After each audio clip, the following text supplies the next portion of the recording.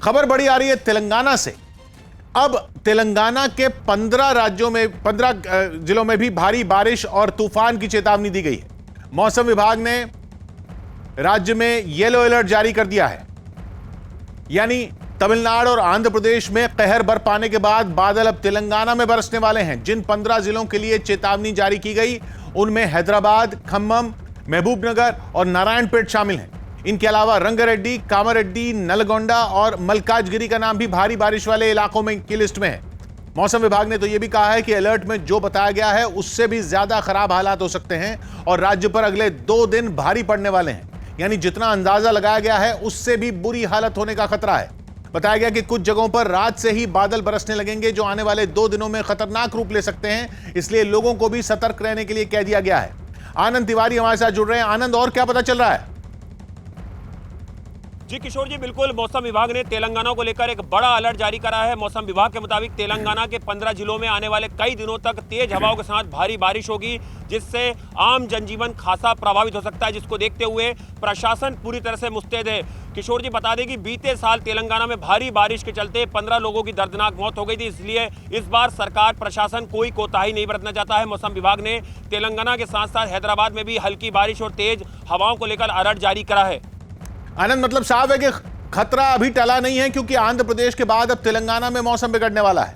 मौसम विभाग ने राज्य के 15 जिलों में भारी बारिश और तूफान की चेतावनी दी और येलो अलर्ट जारी कर दिया, यानी तमिलनाडु और आंध्र प्रदेश में कहर बरपाने के बाद बादल अब तेलंगाना में बरसने वाले हैं।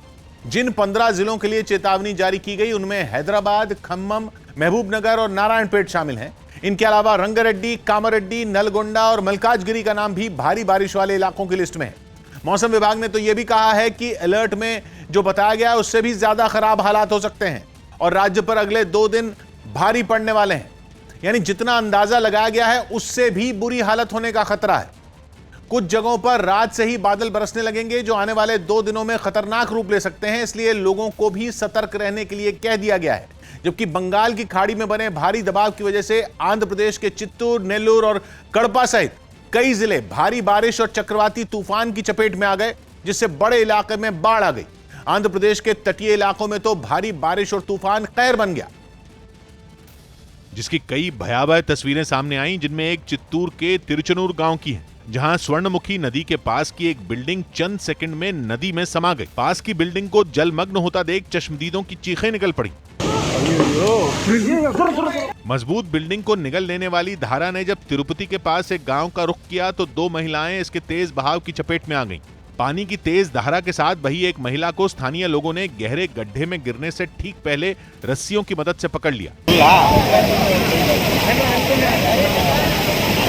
जान जोखिम में डालकर कुछ लोगों ने इस महिला को बचा लिया, जबकि एक और महिला पानी के साथ बहकर आए पेड़ और झाड़ियों के सहारे खुद को बचाने में सफल रही।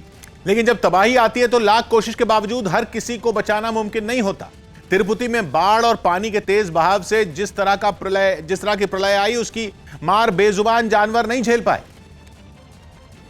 और रिहायशी इलाकों से निचले इलाकों की तरफ जाने वाली तेज धारा ने सड़क को नदी में बदला तो अपने साथ 1 दर्जन से ज्यादा मवेशियों को भी बहा ले गई।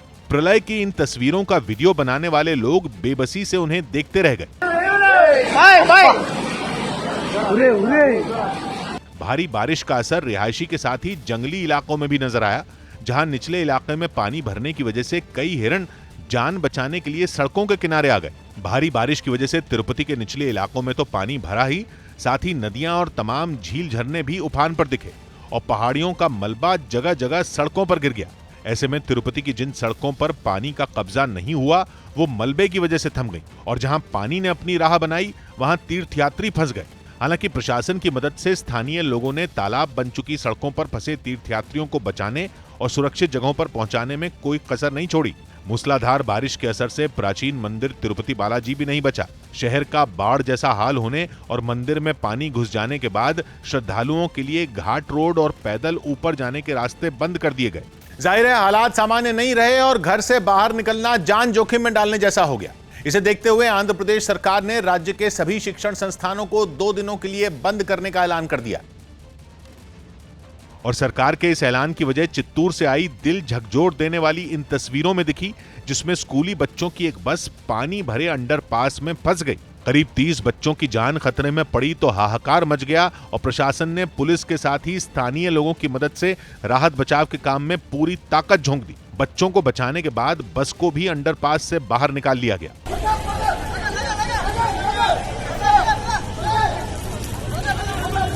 इसी तरह कड़पा के रामापुरम में सड़क पर बहने वाली तेज धारा की चपेट में आने से एक बस बह गई, जबकि 2 बसें बीच सड़क पर फंस गईं। इन बसों में सवार 40 से ज्यादा लोग जान बचाने के लिए प्रशासन की मदद का इंतजार करते रहे। जान बचाने के लिए कुछ लोग बस की छत पर चढ़ गए। कड़पा में ही एक जगह कई गाड़ियां कागज की नावों की तरह पानी में बहती दिखी। हालांकि ऐसी तबाही के बावजूद कुछ लोग सड़कों पर जमा पानी में वॉलीबॉल भी खेलने पहुंच गए।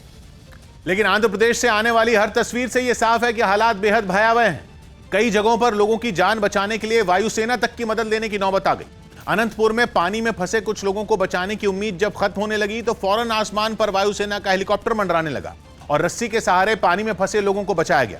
इसी तरह पास के ही एक और इलाके में जब नदी का पानी मोहल्लों में कमर से ऊपर तक आ गया तो पुलिस वाले घर घर जाकर लोगों को सुरक्षित निकालते दिखे। एक जगह तो पुलिस वाले कुछ दिनों के एक बच्चे को सुरक्षित ठिकाने की तरफ ले जाते दिखे।